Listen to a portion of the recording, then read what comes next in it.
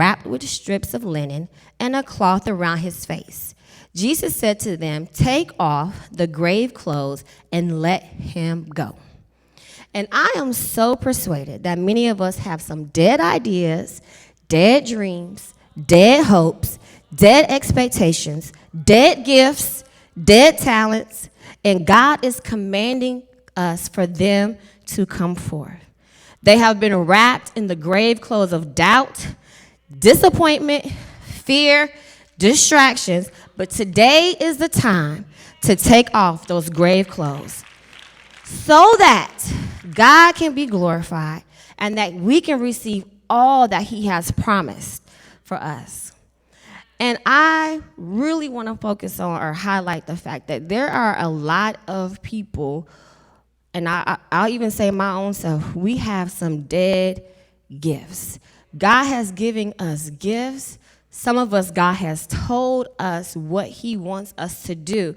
But because we have clothed them in doubt, clothed them with self-judgment, declaring our unworthiness, God already knows what our worth is. In fact, he found us so worthy that he allowed his son to die on the cross for us. So he does not see us for us, but sees the purpose that's within us. And so I'm just here today to just remind some of us that there is some things that we are holding on, sitting on, that we have prematurely buried and wrapped in some grave clothes that God is waiting for us to come forth with those gifts. Because some of us have been making excuses for too long. At first, it was the spouse, then the kids, then the job, then I don't have enough time, then the pandemic, which gave us some time, but it was a pandemic. Or whomever or whatever your excuse may be, but God is calling for these gifts to come forth now.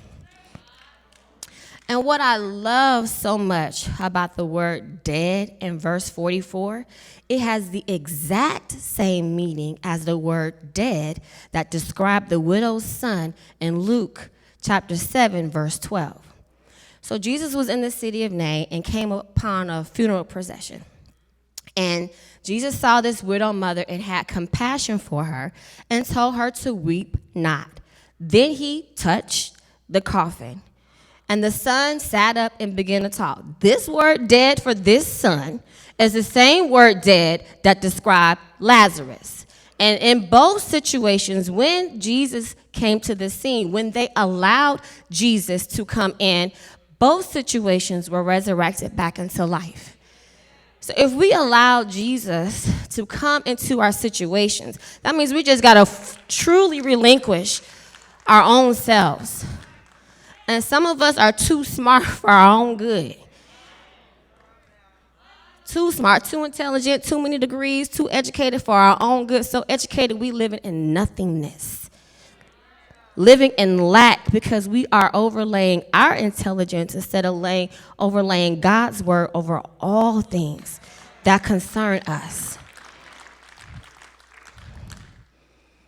So I just believe that every dead dream, hope, idea, I teach school. However, I love to see people starting their own businesses. I love to help people start their own businesses. If I could figure out how to get paid all the time and have my summers off, that would be all that I would do.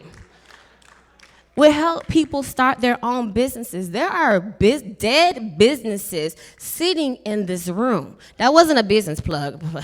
I'm just playing. I was going to say, if you do want me to help you start your business, I will. But no, on a serious step, there are a lot of dead businesses sitting in this room. There are a lot of dead preachers sitting in this room. There are a lot of dead healers sitting in this room because we are so busy worrying about our abilities. And unfortunately, because we're in this pandemic, some of us are still not moving on what God has for us to do. So in the Bible, when it says come forth, he's not asking or pleading with you. It is a command. So yes, I want to encourage us. I am encouraging my own self as well. But God is commanding us to come forth. Take all them dead grave clothes over what we desire, over what he has promised us, and manifest and allow those things to live today. Because we are depriving those things from God. Because we're not genuinely, sincerely, they may be the same thing, I'm sorry, giving them to God. The one who can raise from the dead, the one who restores, the one who heals, delivers, set free, and even makes alive. So I get it.